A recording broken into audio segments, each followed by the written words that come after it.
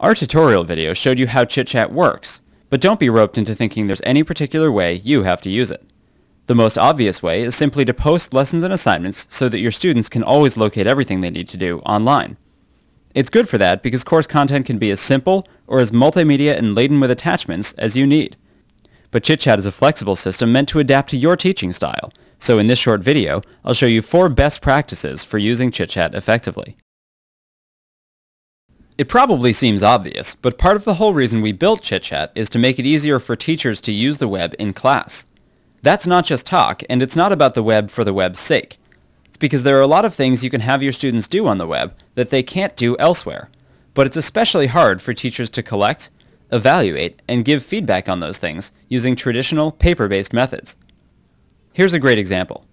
Let's say you're teaching a course on detective stories, where your students are reading and writing about classics from Sherlock Holmes to Ellery Queen. You could assign them to take something they've learned in class and use it to improve a Wikipedia entry. This is a great way to build their critical thinking and collaborative skills, but traditionally it would be very difficult for you to collect their work like you would typically collect papers. Here's how ChitChat can help. You make the assignment on ChitChat, and a student goes to Wikipedia to make his or her changes. The student then describes those changes in a response post, linking to the changed pages, quoting his changes, and linking to his dialogue on the Wikipedia talk page. Your other students do the same, and all of a sudden it's a cinch for you to see all of their contributions and click through to judge the changes for yourself. Then you can write feedback directly onto their submissions, which you could never do with a red pen. ChitChat is opening up a whole range of potential lessons and assignments you wouldn't consider before because they were just too hard to execute. But now, you can use ChitChat to assign work on the web without having to worry about how you're going to collect and give feedback on student responses. ChitChat is especially useful for teachers who regularly distribute electronic documents or who need to collect files back from their students. Because you and your students can attach files to posts, you can use ChitChat as a place to host, organize, and secure those documents. For example, this is a list of student responses to an accounting exercise. Students are supposed to work in Microsoft Excel, but how do they get their work to you, the teacher? Email winds up floating around your inbox forever, disks are cumbersome, printouts often don't reflect the original work very well, and chances are you don't have a secure Dropbox that makes sure students can't see each other's work or hand in late files without you knowing. ChitChat organizes all submissions by date, secures the file attachments so only the submitter and the teacher can see them, and allows the teacher to easily download them all. If the teacher needs to find the attachment again in the future, he or she always knows exactly where it will be. Students and teachers can also embed rich media into posts, like YouTube videos, audio files, or SlideShare presentations.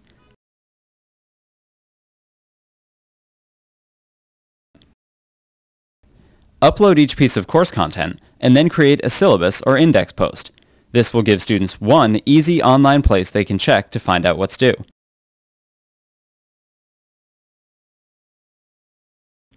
We suggest you make a syllabus just like you would on paper. List dates or class days and what's due on each.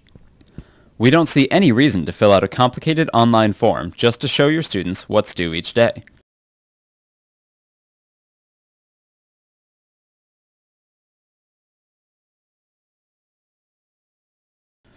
As you're creating the syllabus, you can drag and drop entries listed on the left directly to your post, and they'll automatically link up for you.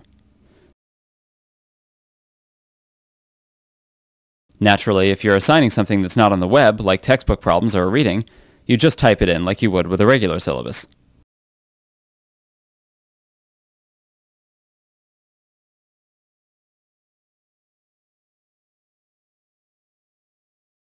Here's an entirely different way to use ChitChat. Instead of a class website for your students, you can use it to create, manage, and share your course content. It's easy to make high-quality, visually appealing content on ChitChat, and we give you simple print links so you can print things out and hand them to your students like you usually would. Why would you want to do that? Because you're sharing. And we're not just talking about sharing with random teachers on the educational network, although that's a nice thing to do. ChitChat automatically connects you with other teachers at your school. Science teachers can create a school-wide repository of lab experiments. English teachers, who all teach the same books, can share standards-compliant, up-to-date discussion topics, or WebQuest users can more easily leverage each other's quests.